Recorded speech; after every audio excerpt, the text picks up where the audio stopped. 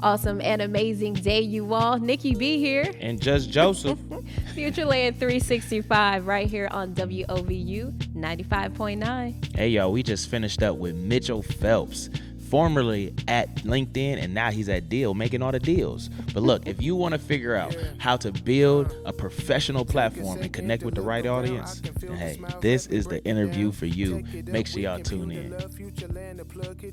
Awesome and amazing day, you all. Welcome to Futureland365. Nikki B here. And Just Joseph. Hey, you guys. Oh my gosh. We back. We are back. And wait a minute, let's do it now so they don't forget. Hey, y'all better make sure y'all subscribe to our YouTube channel, y'all. We trying to run them numbers up. Make sure y'all like, leave comments, and make sure you also follow us on Instagram and X and all of those platforms as well, because we bringing a lot of content to y'all, and we want y'all to stay engaged. So make sure you follow and subscribe. Yeah. Our producer was like, bring your mic up. So there we go. So can you guys hear me? Tap in. Let me know if you guys can hear me there. Mic check. If you can't, we'll figure it out later. All right. But I think we're good now. Yeah, we good to go. You guys, I'm so excited because we have an awesome and amazing guest in the building today that's going to give us all the keys and the tools that we need to go from potential to performance. Oh, I like that. That reminds me of my brand, Peace to Perform, right? P2P. I like that, potential to performance. I'm about to learn a lot about that. But this man we got in the building, Mr. Mitchell Phelps, man, how you feeling? I'm great. I'm good? great. I'm excited to be here with y'all and chat a little bit. It's a pleasure whenever I get in between the both of y'all anyway. So I appreciate y'all having me. Well, welcome, Thank man. you. Welcome. And first, let me start off by saying, you guys, we are coordinated, okay? I don't know how that it just happens.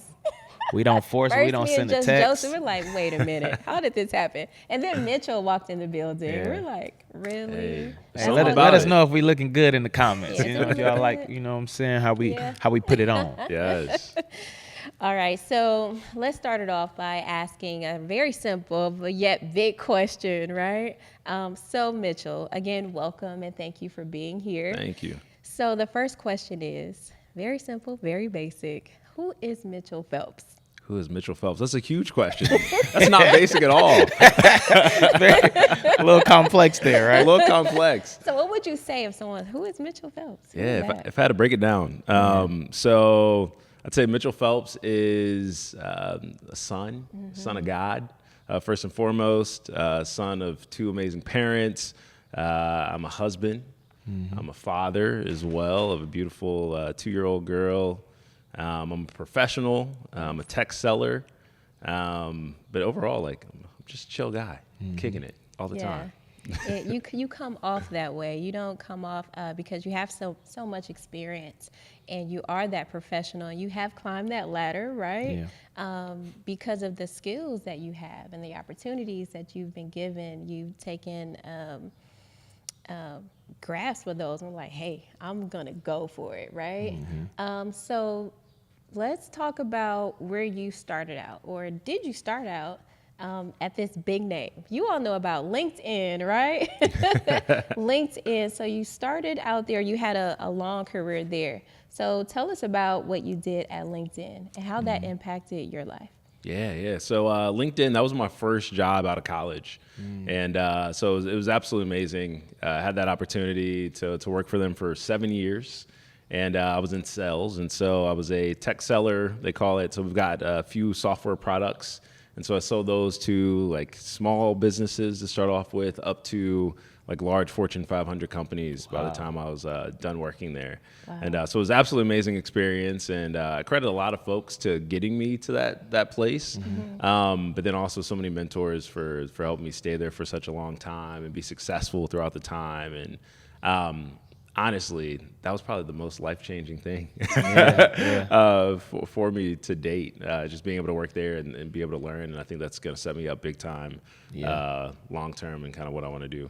100%. So how long were you there for? 7 years. 7 years. Yep. Okay, that's perfect time because now you didn't made a transition and now you're at Deal. So tell us a little bit about that transition and, what are you now doing in your new role? Yeah, so the transition was different. Basically, I got to a place where I was at LinkedIn for a while. I was doing really well. I was #1 in North America before. I had my average like sales attainment was 132%.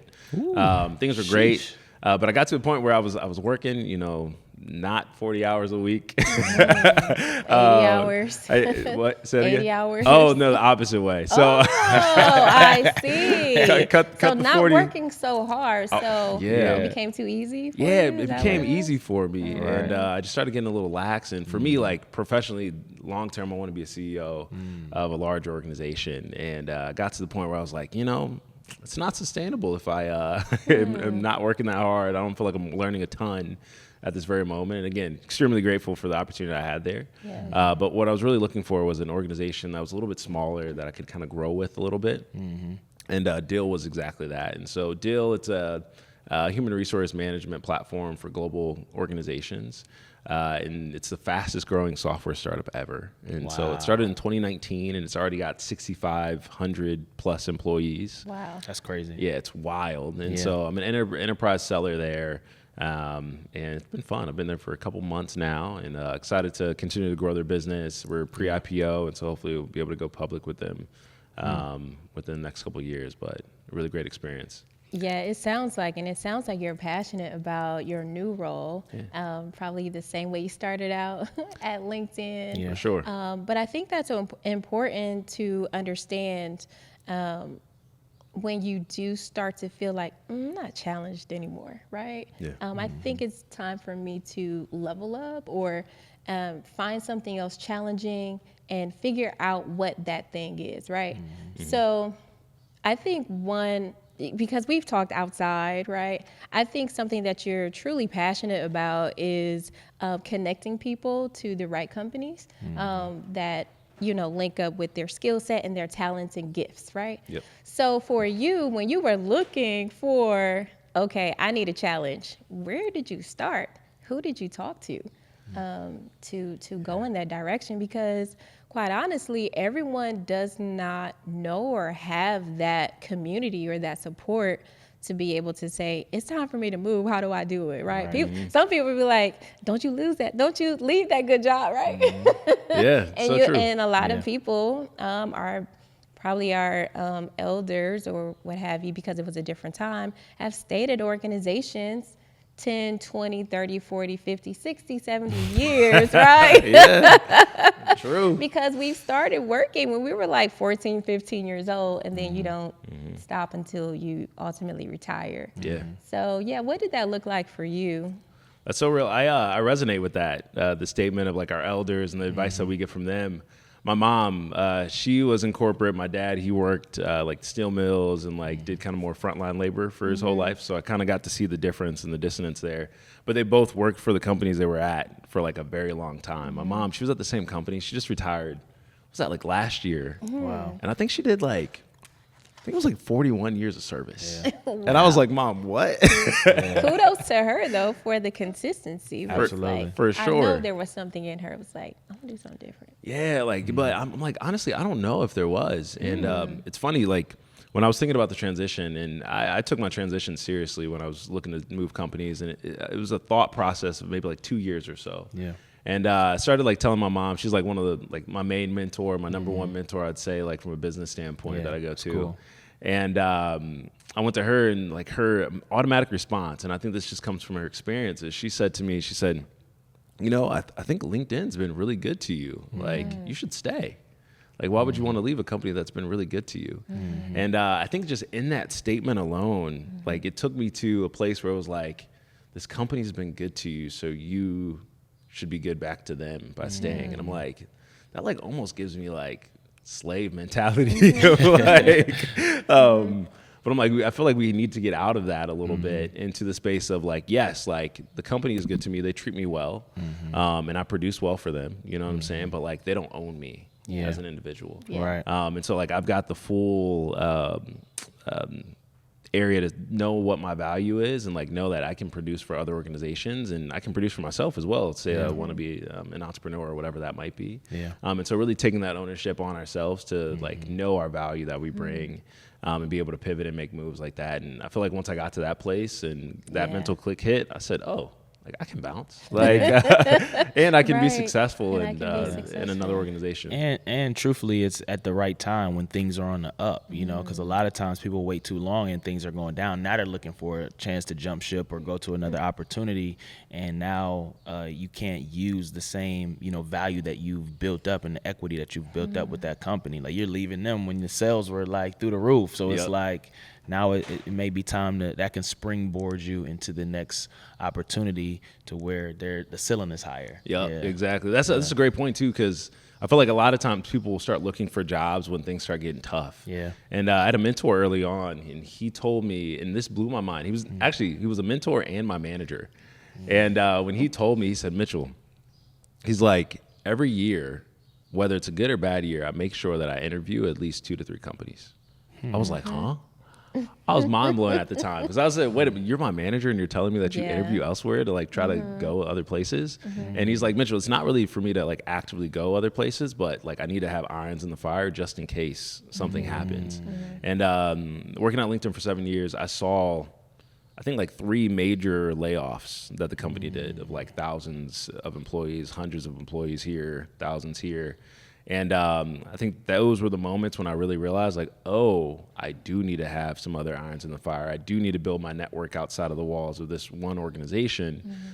Because when it does come time, either the company decides that, like, it's time for me to go, or I'm proactively deciding, like, I need to be able to have that network to lean on and to be able to talk to and find those opportunities quickly. That's good. That's great advice. Yeah, that's really good. I think that's so important to highlight because that also keeps you sharp, right? With your interviewing skills, seeing what's out there, and also looking up and seeing the different, what do you call those, research things. Why am I at a loss for words right now? But anyway, you kind of see what is out there in the market, who's hiring, and what skills they're looking for, right? Because your skills may be in the top 5, or something that you're natural at, right? Someone else, they have to work so hard to be or to do. So I think that's so important and sound advice, right? It blows some people's minds to shop your resume. So talking about shopping your resume, right? And with that advice that you received, did you move on that advice? Yeah, for sure. I definitely did. I moved on the advice. Like I started, taking interviews because I think there's different ebbs and flows, especially over the last 7 to 8 years of when the marketing economy was doing really well to when it wasn't doing so well. Also, it was like you had a more candidate-driven market where it was like, hey, jobs just need people. Yeah, they need and like people. we're searching for everybody right now. We're sending, like, companies are proactively sending you messages versus like the last couple of years, like, hey, everybody's been looking for jobs, but like there's been no jobs out there really for a lot of folks to get. And so I've definitely like taken that advice of like, all right, let me make sure I'm interviewing elsewhere. And I think when it came time for me to proactively start looking and searching for new organizations, like I had places and people to start hitting up, relationships already built, which was really good. And I think the other big piece of that was like, again, going back to like, what is the value and what are the transferable skills that I actually have? When looking for jobs, I was like, all right, I know I don't want to do the same exact job. I don't want to be working in the same exact industry per se. At LinkedIn, I was helping organizations hire talent. And so I was like selling them different products like LinkedIn Recruiter, things like that to help them hire, develop talent for their large organizations. So I was like, I don't know if I want to do that same exact thing, but like, let me pivot a little bit. And so I had to take inventory of like, what skills do I have from like a sales standpoint? Like, all right, those are super transferable basically anywhere. 100%. But like, what is something that I'm interested in, some like area that's growing? And those were things that were helpful for me to pinpoint exactly where I wanted to go. And just like what types of stuff was cool to me at the time as well. I think like we make stuff a lot like real complicated of like, oh my gosh, this has to be the exact right why move. do we do that? I know, but I'm make like, let's things just like it doesn't have to be hard. Things can come not easily, but you don't have to go against, right? Just go with it. What are you good at? Okay, highlight these skills, put these skills on your LinkedIn profile. yep, for sure. On your LinkedIn profile, and you'll be surprised how aligned you are with the companies as well, right? So no, sorry. So I was going to use that moment there to pause. So when we come back, we could talk more about, building your profile and making it, that's your brand, building your brand, right? Your professional profile so that you can have the companies come to you, right? So I think that's a really good point we can come back to and have that conversation. All right, you all, we'll be right back. Stay tuned. Back. Cool. Attention listeners, WOVU 95.9 FM, Our Voices United, is now streaming on iHeartRadio. We are the same community radio station with the same mission, now with another way to bring you the content you need 24 hours a day, 7 days a week.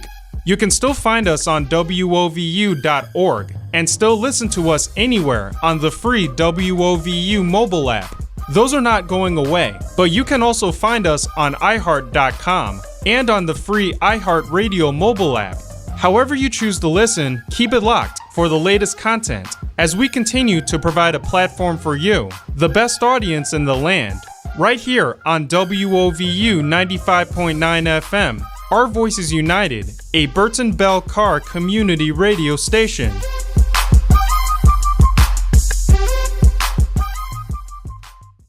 What's up, everybody? Welcome back to the Futureland365 podcast and radio show. It's just Joseph. And it's Nikki B. And we are sitting here with the amazing Mitchell Phelps. This is my guy, man. Good dude. And he's bringing some candid conversation to the platform today. We're talking about, navigating and making modern moves and just really, he's gone from being at LinkedIn and now he's at making things happen. Yes. So I'm proud of this guy, but we want to really talk about, from your experience at LinkedIn and just building a professional platform and how should that look online and in real life? Like, what does that look like today for you? Yeah, great question. I think right now we're in such an interesting time post-pandemic when organizations are, splitting time. They've got folks in office a little bit. They have people at home a little bit. Some organizations like mine right now, we're globally remote. And so no one's in an office anywhere. And so it's so difficult, I think, especially, and I feel for a lot of the folks that are just entering the professional world, of just like, all right, how do you build relationships with people when you're doing it just virtually?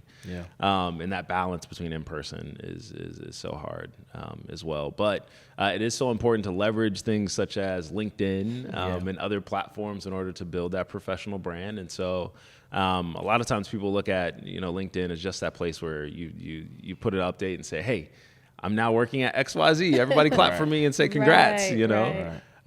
But it's no longer just that. Like it's now a place where you can, show some of your achievements of where you're working at, but also show some of your work achievements as well. Share a little bit about some of the new projects that you're working on or a conference that you went to and some of the learnings that you're having there as well. And those are the things that are going to be pivotal when you're looking for new opportunities or when people are looking for folks to actually pick you up. Because at the core of all of this and the reason why people are posting on LinkedIn, why I post on LinkedIn is honestly, I want to be top of mind. I want to be top of mind for opportunities for different, jobs or different side hustles, whatever it means. I want to be, top of mind when it comes to opportunities like this, to speak on my experiences and things like that as well. So it's absolutely extremely pivotal for folks to make sure that they're being present and being seen online and in the online spaces. Yeah. What advice would you have for somebody who's probably not as, engaged on whether it's social medias or if it's somebody who's like, okay, I've heard of LinkedIn and I've kind of like iffy about it or maybe like, okay, I want to try, like, where do I start with it? What would be your advice to that person? Yeah, the start is just building the profile. Yeah. And honestly, I feel like that's like sometimes the hardest part for folks is just like, all right, let me like get the profile on there. Let me build it out and move. Just because like you have to go on there, you write exactly kind of who you are. There's like a little bio area. You have to chop down things like such as like your resume. And honestly, what I tell folks, I'm like, yo, just to start off with, take your actual paper resume, copy and paste that kind of like onto the format of LinkedIn, because that's kind of how it's built. Right. But like the things that are crucial and key is like you have to have a photo on there. There is some data. I forget the exact percentage, but it's dang near like 90% of people won't even click on your profile or like connection request you if there's no photo. Yeah. It's like staggering statistics. So it's like, make sure you have a nice, clear, clean photo. No like random selfies at the club, like stuff like that. So you could take your own photo at home on your up-to-date iPhone, or not iPhone, but just any up-to-date phone. Just make sure it's at a clear wall, or a brick wall, or a white wall, a green wall. Yeah, get creative. Right? Have some good lighting, right? Smile. Right. Yep. Also seen a study, that's the word I was looking for, a study, you guys, earlier. I knew it would come to me. Very complicated word right there. That's study. Study. Man. Gosh darn it. So I also seen that there is a study done where when your hands are in your profile, or when your hands are shown, that you have more impressions, and people like touch on or look at you more. Oh, like, man, I or if gotta you do, change up I my know. whole listen, bio pic. I was like, or let's just say you just wrote a book, right? And your hands are visible. Yeah. So when you're on doing virtual, because your company is remote, right? Be sure to show your hands every now and again, because it's shown that when people see your hands, they trust you. That's great advice. That's really good advice. I was listening to a podcast. It's the Diary of a CEO.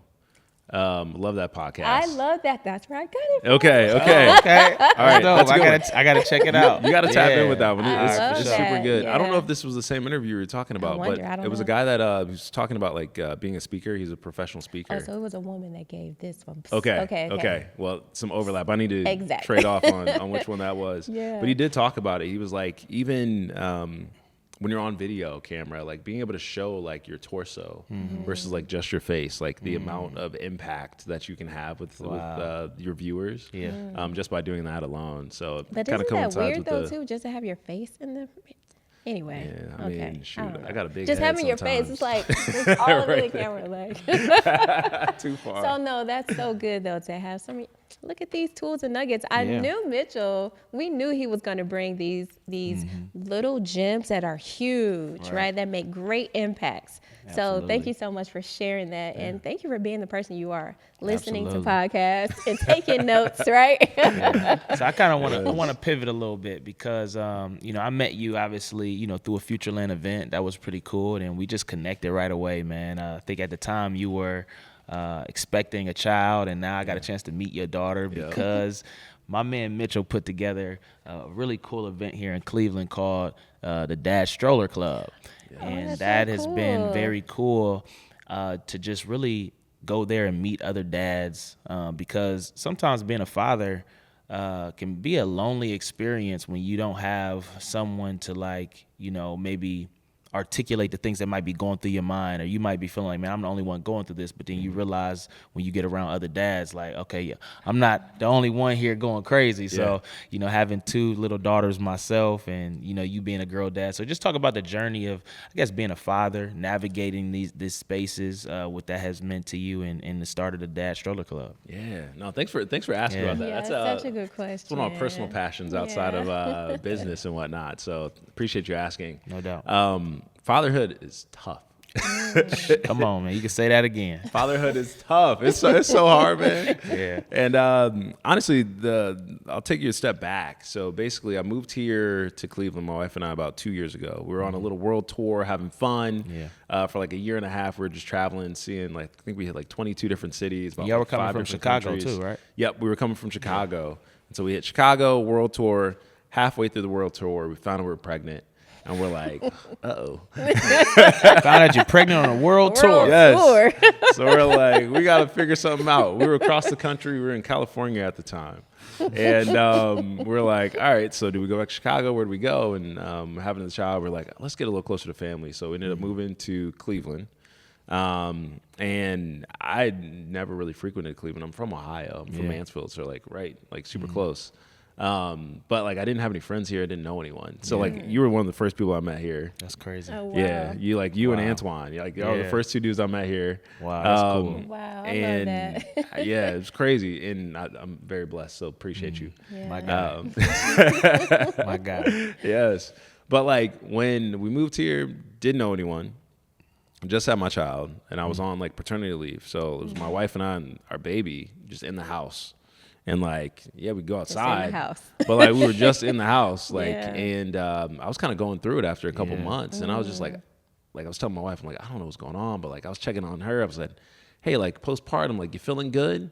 And she's like, yeah, I'm great. I said, are you sure?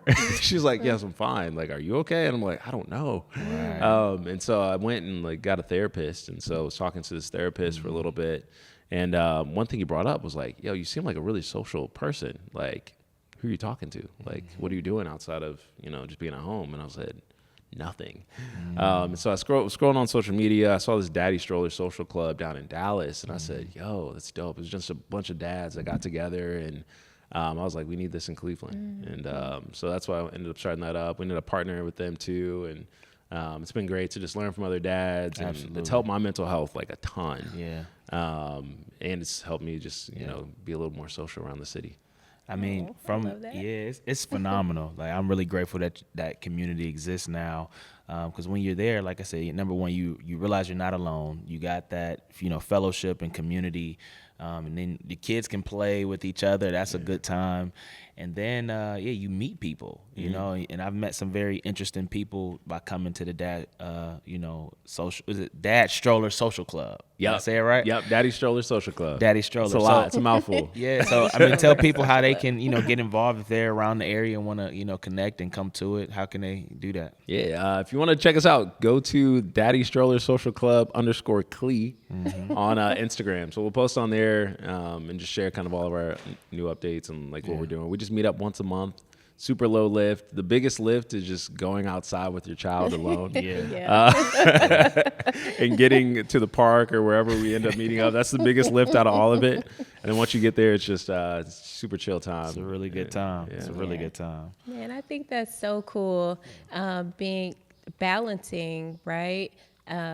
Being a professional, like having that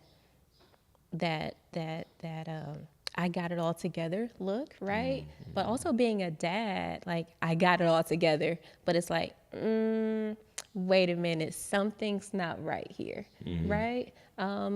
So, I don't want to go too far there, but I think that's so important to highlight because I think even as professionals, entrepreneurs, innovators, creators, all those things, I think we always have this mask on that we have it together, right? So I think, Mitchell, you're saying it's okay to say you're not okay and to not know what's going on with you. But it's so important and pivotal to seek a professional, right? A therapist. And I don't think they make it hard anymore. It's like they're BetterHelp and all these other platforms. Even with your company, you have like the employee health benefits or EHP, that kind of thing, right? Where you can tap in and figure out, hey, what's wrong with me? Right? Not what's wrong, but hey, there's something shifting. There's something different about this space and this journey that I'm in. I usually have things all together, but right here in this space, I'm not so sure, right? Yeah. So I take that back. There's nothing wrong with you. You're just in a new space. You've just never been there or done that thing before. So it's okay to reach out to someone. And I think also that's why it's so important to have community. So thank you for building. Well, you know, you've seen something. You don't have to reinvent the wheel, right? You just oh, they're doing it in Dallas. We could do that here in Cleveland too, right? Yeah, let's pull it in. There's so many social communities and networks that you can tap into. And I think that's so important. I think with anything that you're doing, once you get into community, that's the key, right? Because it's not about the money that you're bringing in or your net worth, it's your network, right? So when you have those relationships, I'm seeing that's a common thread with our latest episodes. Having those relationships is so profound and so important. So do you want to talk about that there? I know I just went kind of on a tangent, but talking about the relationships and how important that is, right? And how you're able to navigate because of the relationships that you had in tech sales and in the professions and in the positions that you're in now. Yeah. Relationships matter. And like, I feel like relationships are everything. And that was one of the things I learned like early on in career as well. I'll take you back to a time when I was going for one of my first promotions, and I was an entry-level seller. We call it sales development, and that's what I was in. I was top of my game there. You know, I was outperforming folks everywhere. I was like, all right, this is great. It's time for promotion. And I was going for this promotion. I was like, yo, there's no way I don't get this. Not only like am I top seller, but like I'm also like training other sellers on like how to do this job well, like new folks that are coming in, all that stuff. I said, yo, this is easy. And on this team, there's two spots open. Go through the interview process, all that good stuff. I didn't get passed up for just one of the spots. I got passed up for both. Oh, man. No. It was crazy. I was like, what's going on? Right. What did I miss? I was like, what did I miss? And like, you know, of course, you know, it's corporate America, and like the manager was white, and then the two people that got hired were white. And so in my head, I said, it's got to be because I'm black, right? Like, that's it. And took me a little second. I was like, all right, let me not go to that, first and foremost. Let me think about this a little bit. And one thing I found out was like, the two people that passed me up, they had relationship. They had relationship with the manager. They'd been meeting with her, over the last couple of months. And they had some time spent. They had like trust built over time with her.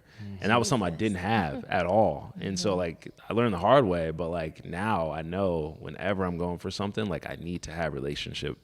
And I was able to build that, and obviously like ended up getting promoted, and since then got promoted like 3 times after that.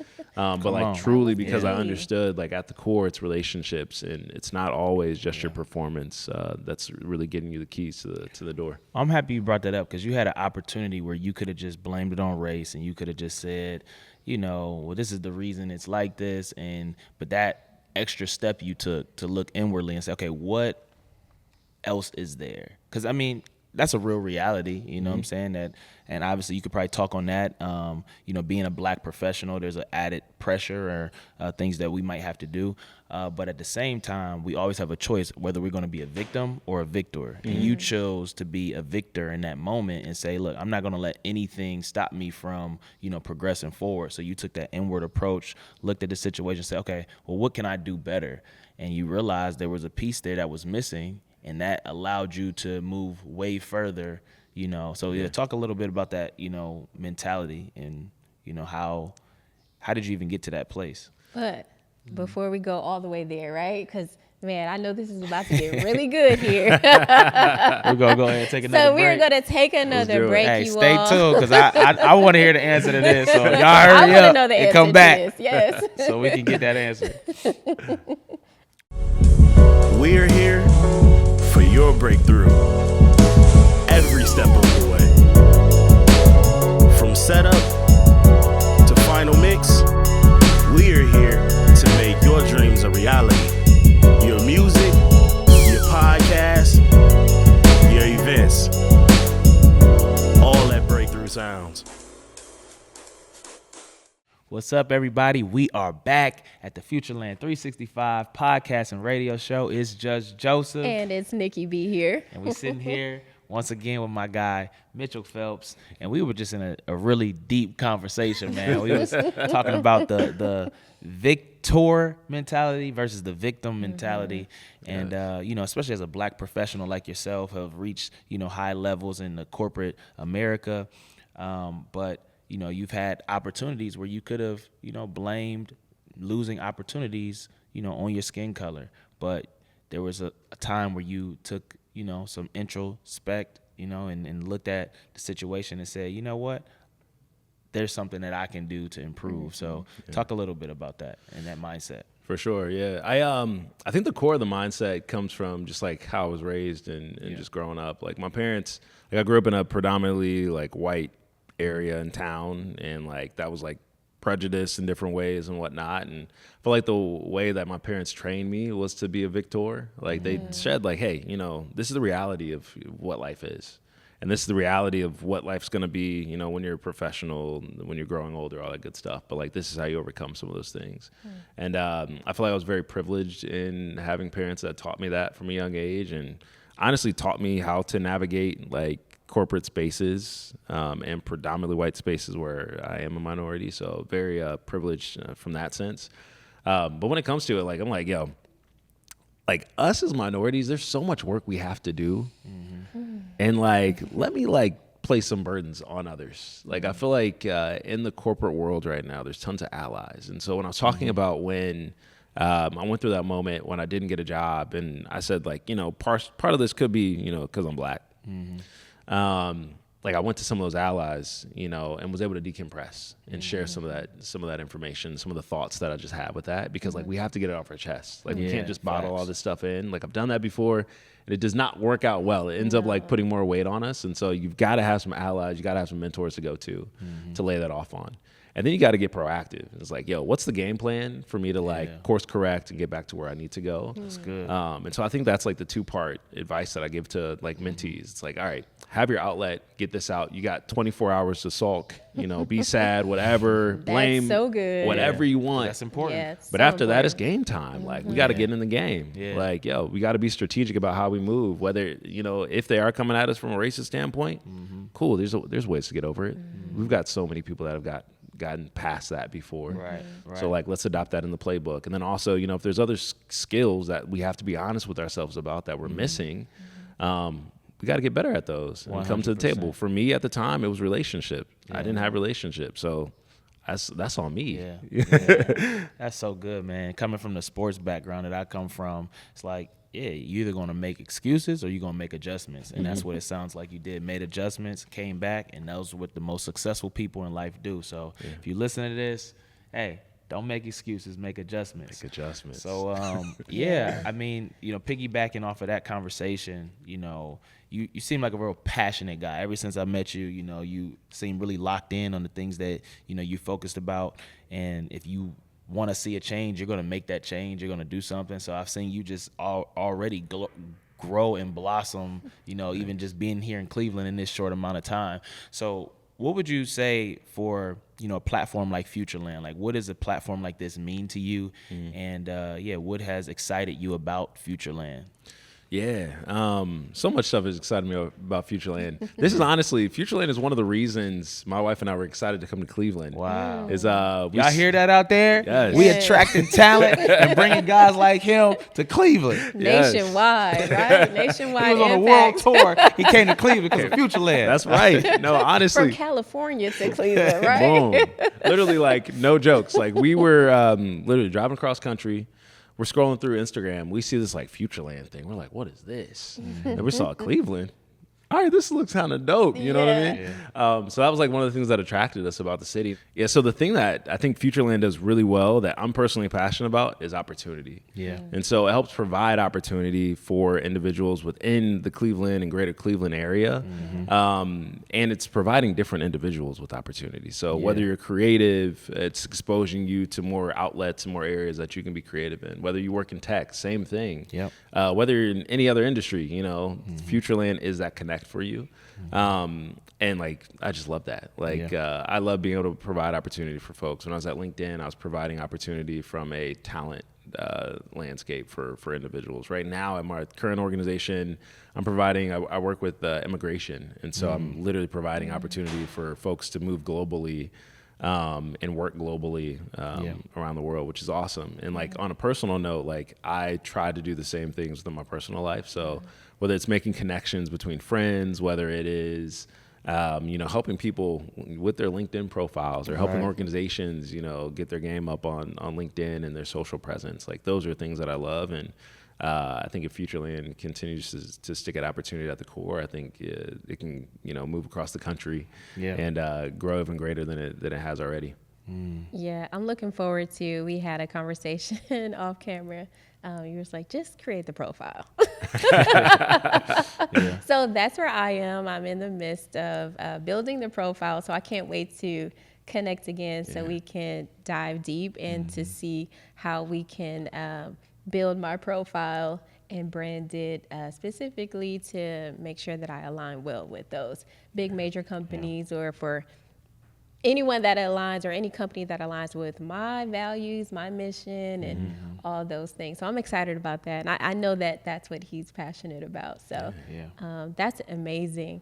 So when it comes to with the LinkedIn, how you work there to building the talent and things like that, right? Yeah. So what other ways, outside of LinkedIn, or has there been other ways, or even on that platform, have you had the opportunity to speak to different communities or been a speaker or lead workshops to help individuals build those profiles? And if so, what are some of those testimonies, or have you heard some of those testimonies real time in the moment or after? Have people DM'd you or reached out to you on LinkedIn to share with you, hey, this is what happened? Yeah, that's definitely happened a few times. So one thing I love to do is just coach individuals and coach companies just on how to be proficient and efficient on LinkedIn. And so I work with organizations, I'm working with one here coming up, a sales organization. They've got a team of 8 to 10 sales folks and just trying to figure out how do they leverage LinkedIn to become better sellers and to get at the customers they want.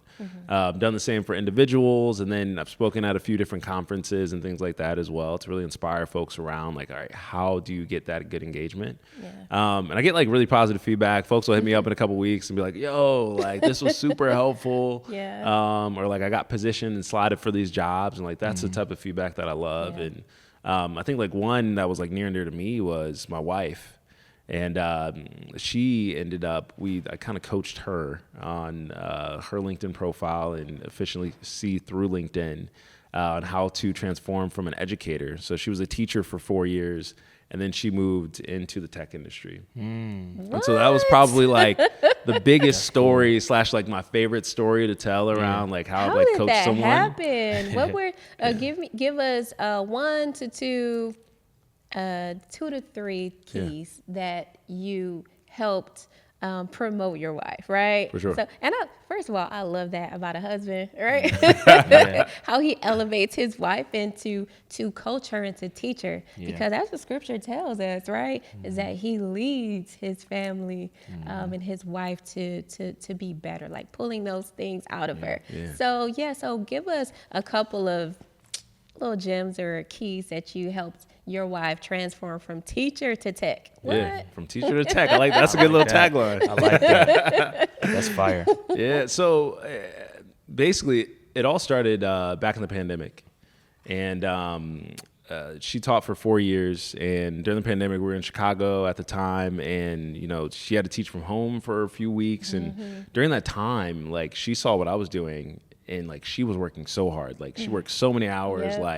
Teachers are absolutely amazing. The education industry, all the folks are amazing and such great workers and have so many skills. And she was like, yo, I need to do what you're doing. This just seems fun, lines a little bit better with what she enjoyed. And so what we started with was just understanding what core skills does she actually have. And I think that's the biggest barrier for people when they're looking at changing industries. And I think that's why people get stuck in their industries for such a long time, is because they don't really believe in themselves and the value they provide, and they don't at the core know what skills they actually have. That's good. So we sat down, figured out, okay, what skills do you have? Wrote those down. And then we figured out, okay, how do these align to roles in different industries? Also, we looked and said, okay, what industries are interesting to you? We landed in tech. And so we got super finite there. And the third thing was really getting yourself out there. And so we talked a little bit about making sure you're on the platform, on the LinkedIn platform for other professionals to see you, for starters. And then 2, you have to be active on there. So you have to be either posting or messaging people. And so we came up with a communication strategy to where she was proactively outreaching to different hiring managers and different companies, and basically saying, hey, I'm a teacher, but here are the skills I have, and this is exactly why that you should look at me for opportunities. Dang on it. Good. You got the taking sauce. notes over there? Oh, mental notes, because I left my pen over there. So I'm over here like, We're gonna have to watch this one back. Yeah, you can play it back and get all these gems again. Follow us if you're listening on Yeah. YouTube. Hey, like, share, and subscribe, because you don't want to Absolutely. miss individuals like Mitchell Phelps dropping these gems and these keys and these tools to help unlock your next level, right? Or 100%. your future. So I'm excited about my next endeavors and my alignments, right? Because I that. want them to align with the skills and the gifts and the talents that I have. So I can't wait to connect with Mitchell Phelps, right? Yeah. So I got you. that's amazing. I love that. Because it starts at home. Yeah. So and it started out at home for you with your parents and the things that they taught you, or what I really loved and what you said is they trained me, right? Train up a child in the way that he should go. Yeah, amen. For real. My dad recited that all the time. I said, come on, Dad, I get it. Yes. I get it So- now, Pops. I get I'm it. listening. So I love that so much, and the relationships that you have with them. I seen, with you, I seen something on your social media or IG with you and your dad. He Oh, was yeah. like, "Come on to the other side, brother." Yes. When he cut you, when Had he to was go like, bald. he handed Yeah. you the razor, like it's time. He was Yes. like, "Really?" But it looks like you guys have that great relationship. And you build on that, so very the fortunate. foundation is there. So I love that for you guys. Thank you. Yeah. Yeah. Thank you so much. That's important. amazing. That's Yeah. important. So I kind of want to, I know this conversation has sadly got to come to an end at some point, even though we've been, having so much, just gems being dropped. But, what does success look like to you now? And has that definition of success changed for you? Yes. Definition of success. I feel like I said that with a lisp. That's okay. The That definition. means that you have so much to say, but just like, I know, I'm trying to get off the tongue. Yeah. But no, the definition of success, it changed like big time. And I think it changed once when I got married. And then second, it changed pretty big time when I had my daughter. And I think when I was looking at success before, it was like, all right, I just need to see my name in lights. I need to make a ton of money. And I need to have a big old house and like cool cars, all this good stuff. yeah, that sounds good. Yeah, I'm like, this is sounds awesome. But then I was like, the more I started listening to podcasts with like super rich people and like the stuff that they were saying, the more I started listening to like folks, like I love to see when people are kind of like, not to be morbid, but like when they're on their deathbed and like the advice that like, 80, 90-year-olds will give and say like, yo, this is what you should do. And like, this is what you should focus on. It always would like come back to like, hey, spend time with your family, provide flexibility for yourself, and like be close to God. Like those were the things that they would always say. And like that I would see. And when I had my daughter and like when I got married, like those things really rang true because I was like, yeah, I just want to spend my time with the people I love. Yeah. And so like personally, like I just want to like make money to provide for my family and like those outside of my family and those around me. And like I want to be able to like control my time, have free time, to just really spend that with the ones that I love, because I feel like that's like really what matters at the end of the day. And Yeah. on top of that, it's like be able to influence like in a positive way people that are trying to do the same thing. And so really like building and picking up people as I climb. And like those are really at the core of what I want to do. Man, that is awesome. That's really awesome. And I just want to say this to you, man. You are successful because you're doing that now, bro. Thanks, man. So, I appreciate that. Hey, we appreciate you. We appreciate having you on and all of the information and knowledge you share with us. I know I got some takeaways. Do you wanna start with your takeaways, or should I start with mine? I'll go. All right, cool. Okay, cool. I'll go. So my key takeaways here is don't be afraid to look inside, do the inner work, right? And realize like, okay, what am I missing here, right? Because, we know you're perfect, right? But there are some things that we need to work out. You can be refined, right? So doing that inner work, what am I missing? And then also relationships is so important. I think that is like major key. Having those relationships, not being afraid to have those touch bases or those check-ins. Yeah, you might not have did the one task, but okay, right? That means you have to do some inner work and figure out, why didn't I do that? Could I have been better with my time management, or could I have gotten up a little bit earlier or stay like 15 minutes or whatever to build out my work week or whatever that is, right? And then also being in community that ties into relationship. So those are my 3 takeaways. Well, thanks, here. Nikki, because you took all of mine. Gosh So darn it. got to come up with a new one on the spot. But no, this was such a great interview. With so much being said, but I think, just practically, just build a professional, profile. So go ahead, take advantage of LinkedIn. People are on there engaging. It is a huge platform that is not just business only, but you can develop a lot of relationships and find out the things that are going on in the communities through LinkedIn. So I got to get more active on there. So that's the practical thing for me that I'm gonna walk away with this interview from. I'm gonna go ahead and build that platform out. And also just developing a winner mentality, a victor mentality versus a victim mentality. I appreciate it, hearing how my brother has overcome some different struggles in his life. But that goes for all of us. Don't make excuses, make adjustments. So that's what I'll end with. And hey, there you have it. Another amazing episode. Mitchell, thank you for being here with us. Thank you And, for all that pleasure. you do. Yeah. So everything that you do, it's coming from your heart. So your heart posture, is good, right? Yeah. Because you have the fruit to show evidence of that. So kudos to you. Yeah. Thank Kudos you. And shout out to mom and pop, right? Yeah. Shout out For to your mom raising and such dad. a cool Solid kid. foundation. Yeah. Appreciate y'all. Yeah, absolutely. Absolutely. Well, you all, I think that's it. That's all. That's it. Yeah, that's it. So don't forget to like, share, and subscribe to our YouTube channel and all social media platforms. And don't forget to sign up for our newsletter at futurelandcle.com. All right, you all. Again, that's it. That's all. Nikki B here, Just Joseph. and we're out. Peace. We moving on up, moving on up, yeah, moving on up. Futureland, what's up, yeah,